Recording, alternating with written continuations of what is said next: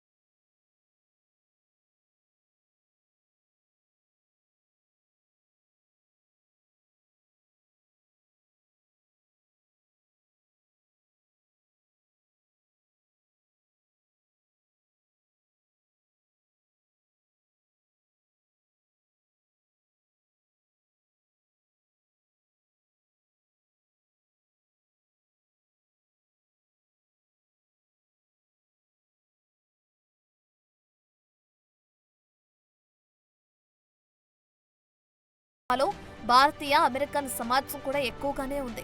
2024 నాటికి భారతీయ అమెరికన్లు 5.4 లక్షలకు పైగా ఉన్నారు. ఇది యునైటెడ్ స్టేట్స్ జనాభాలో 1.47% ఉంది. అధికారిక డేటా ప్రకారం దాదాపు 3/2 మంది వలసదారుల్లో 34% మంది అమెరికాలో జన్మించిన వారు. ఒకవేళ ట్రంప్ ఎగ్జిక్యూటివ్ ఆర్డర్ ప్రకారం ఈ విధానం మారితే తాత్కాలిక వర్క్ వీసాలు అంటే H-1B వీసా వంటి వీసాలు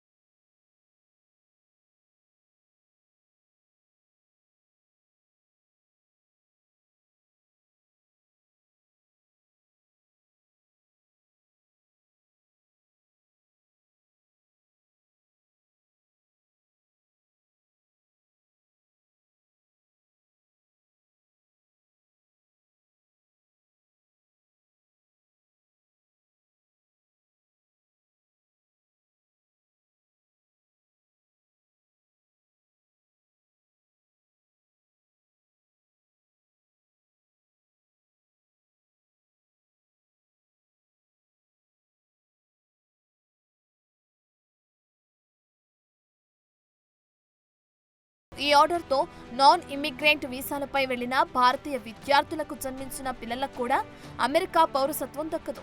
నిజానికి అమెరికాలోని అంతర్జాతీయ విద్యార్థుల్లోని అతిపెద్ద సమూహాల్లో భారతీయ విద్యార్థులు ఒకరు. వీళ్లలో ఎక్కువ మంది టెక్నాలజీ, ఇంజనీరింగ్ రంగాలలో ఉన్నారు. American immigration council 2011 fact sheet ప్రకారం అమెరికాలో బర్త్ రైట్ సిటిజన్షిప్ తొలగించడం అక్కడున్న వలసదారుల్ని మాత్రమే కాకుండా ప్రతి ఒక్కరిని ప్రభావితం చేస్తుంది. ఎందుకంటే ఇకపై అమెరికన్ తల్లిదండ్రులకు కూడా తమ పిల్లల పౌరసత్వాన్ని నిరూపించడం కష్టమవుతుంది. ఈ ఆర్డర్ వల్ల ఇప్పటి వరకు పౌరసత్వానికి రుజువుగా ఉన్న బర్త్ సర్టిఫికెట్లో అంశం సందిగ్ధంలో పడుతుంది. ఇప్పటి వరకు ఈ బర్త్ సర్టిఫికెట్లే అమెరికా పౌరసత్వాన్ని ధృవీకరించేవి. ఇప్పుడు వీటి స్థానంలో ఏం తీసుకొస్తారు? వాటి ప్రక్రియ అమలుపై ఎలాంటి ప్రకటన లేదు. మరి రాబోయే 4 ఏళ్ల పాలనలో ట్రంప్ ఈ అంశాన్ని ఎలా పూర్తి చేస్తారన్నది అస్పష్టంగా ఉంది.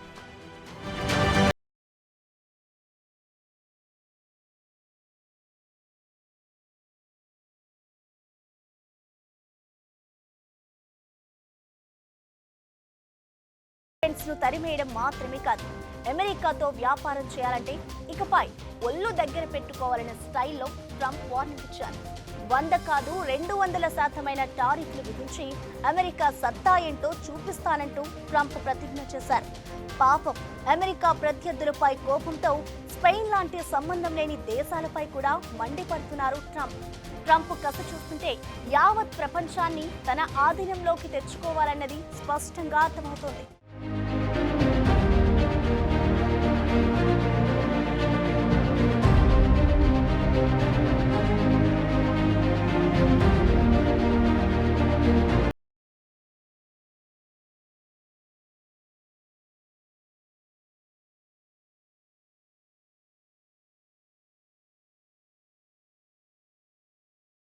అమెరికాను మరింత సంపన్న దేశంగా మార్చడానికి ప్రెసిడెంట్ డొనాల్డ్ ట్రంప్ కఠిన నిర్ణయాలు తీసుకుంటున్నారు.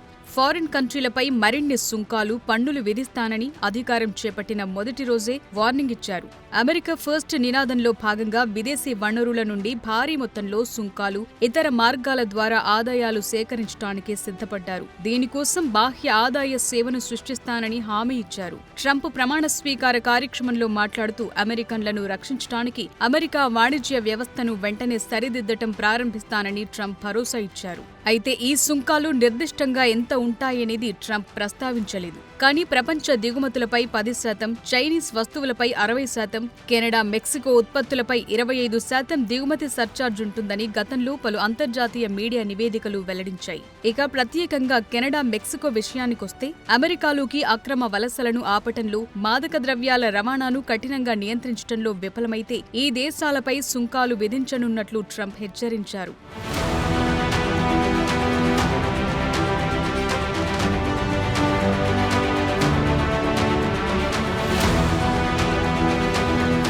ఇక ఇతర దేశాలపై కూడా టారిఫ్ అండ్ టాక్స్ వాణిజ్య విధానాన్ని అమలు చేస్తానని ట్రంప్ చెప్పారు. ప్రస్తుతం కొన్ని యుఎస్ ఉత్పత్తులపై భారీగా సుంకాలను విధిస్తోన్న భారత్ వంటి దేశాలపై కూడా దీని ప్రభావం అధికంగా ఉండబోతోంది. ఒకప్పుడు ట్రంప్ భారతదేశాన్ని టారిఫ్ల రాజు అని పేర్కొన్నారు. ఈ అభిప్రాయమున్న ట్రంప్ రాబోయే కాలంలో భారత్పై ఏ స్థాయిలో టారిఫ్లు వేస్తారో అర్థం చేసుకోవచ్చు. ట్రంప్ గతంలో భారత్తో సహా పలు దేశాలు అమెరికా ఉత్పత్తులపై అధిక టారిఫ్లు విధించిందని పదే పదే విమర్శించారు. ముఖ్యంగా భారత్ వంటి దేశాలు అమెరికా వస్తువులపై అధిక టారిఫ్లు వసూలు చేస్తే అమెరికా కూడా భారత దిగుమతులపై ఇలాంటి టారిఫ్లనే విధిస్తుందని హెచ్చరించారు. రెండు దేశాల మధ్య ఇచ్చిపుచ్చుకునే బంధముందని, అమెరికా నుండి వసూలు చేస్తే భారతదేశం నుండి మేము వసూలు చేస్తామంటూ స్పష్టం చేశారు. అయితే ట్రంప్ వైఖరి చూస్తుంటే కేవలం అమెరికన్ కార్మికులు, కుటుంబాలను రక్షించడం లక్ష్యంగా నిర్ణయాలు తీసుకుంటున్నట్లు తెలుస్తోంది. అందుకే అమెరికా ఫస్ట్ వాణిజ్య విధానంలో భాగంగా కఠిన నిర్ణయాలు తీసుకోవటానికి ట్రంప్ సిద్ధమయ్యారు.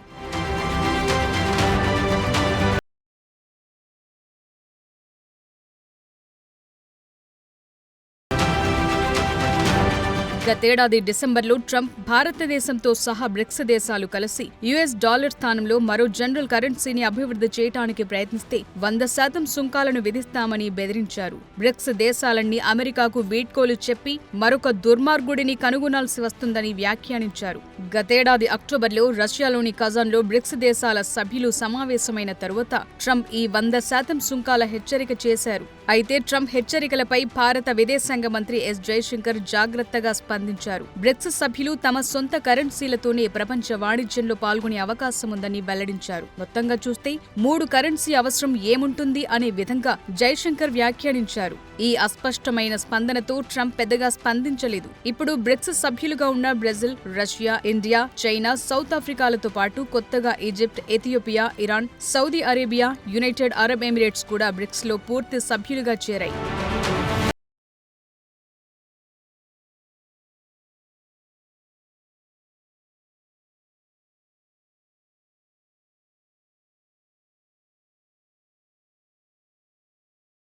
చూపించాలని నిర్ణయించుకున్నారు. ఇక బ్రిక్స్ దేశాలపై మరింత కోపంగా ఉన్నారు. ఇటీవల బ్రిక్స్ లో వచ్చే చివరి ఎస్ ను స్పెయిన్ దేశంగా అపార్థం చేసుకున్న ట్రంప్ అసలు బ్రిక్స్ సభ్యుల్లో లేని స్పెయిన్ పై కూడా భారీగా 100% సుంకాన్ని విధిస్తానంటూ షాకింగ్ స్టేట్మెంట్ ఇచ్చారు.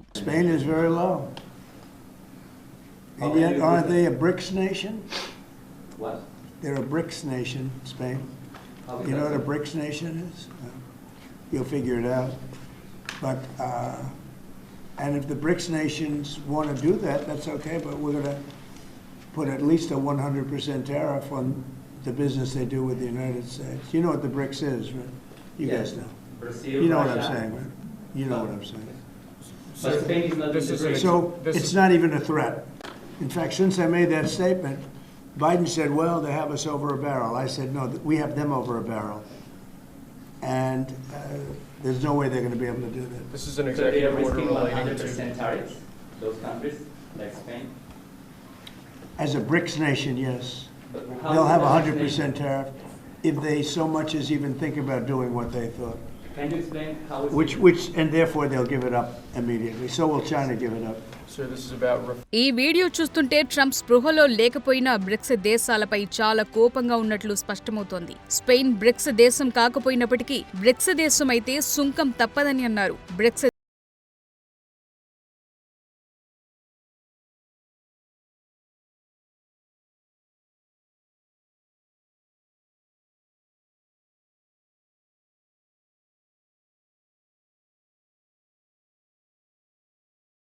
నిజానికి 2021-22, 2022-23లో అమెరికా భారత్ అగ్ర వాణిజ్య భాగస్వామిగా ఉంది. అయితే 2023-24లో భారత్ అతిపెద్ద వాణిజ్య భాగస్వామిగా చైనా మారింది. ఇక జనవరి, జూలై 2024 కాలంలో ద్వైపాక్షిక వస్తువుల వ్యాపారానికి సంబంధించి $72 బిలియన్ మించి భారత ఎగుమతులు $48.2 బిలియన్ పెరిగాయి. దీంతో తిరిగి అమెరికా భారతదేశ అతిపెద్ద వాణిజ్య భాగస్వామిగా తన స్థానాన్ని మరోసారి పొందింది. ఈ నేపథ్యంలో ట్రంప్ పరస్పర సుంకాల హెచ్చరిక భారత ఎగుమతి రంగాన్ని, ముఖ్యంగా అమెరికా మార్కెట్పై ఎక్కువగా ఆధారపడే పరిశ్రమలను తీవ్రంగా ప్రభావితం చేసే ఛాన్స్ ఉంది. ఈ క్రమంలో భారతీయ ఎగుమతిదారులు అమెరికాతో వ్యాపారం చేయడానికి భారీ అడ్డంకులను ఎదుర్కోవాల్సి రావచ్చు.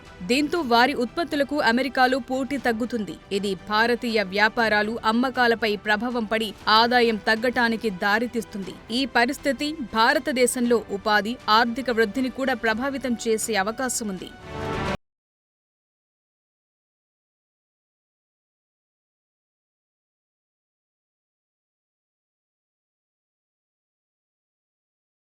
ట్రంప్ వేస్తానంటున్న ఈ సుంకాల ఆర్థిక ప్రభావం వాణిజ్య సమతుల్యతకు మాత్రమే పరిమితం కాదు. ఇది రెండు దేశాల్లో వినియోగదారుల ధరలను పెంచడానికి కారణం కావచ్చు. సుంకాల వల్ల దిగుమతి ధరలు పెరుగుతాయి కాబట్టి అమెరికా కంపెనీలు ఈ అధిక ఖర్చులను వినియోగదారులపైకి నెడతాయి. ఇది ద్రవ్యోల్బణానికి దారితీస్తుంది. మరోవైపు అమెరికా నుండి దిగుమతి చేసుకున్న వస్తువులకు కూడా ఇక్కడ భారతీయ వినియోగదారులు అధిక ధరలు చెల్లించాల్సి వస్తుంది. ఇది భారతీయ హోం బడ్జెట్లను మరింత దెబ్బతీస్తుంది. ఈ నేపథ్యంలో ట్రంప్ బెదిరింపులకు ప్రతిస్పందనగా భారత్ తన వాణిజ్య విధానాలను తిరిగి పరిశీలించాల్సి రావచ్చనే అభిప్రాయాలు వెలువడుతున్నాయి. అమెరికాతో మరింత అనుకూలమైన ట్రేడ్ పాలసీల కోసం దౌత్య ప్రయత్నాలు కూడా అవసరం రావచ్చని నిపుణులు భావిస్తున్నారు.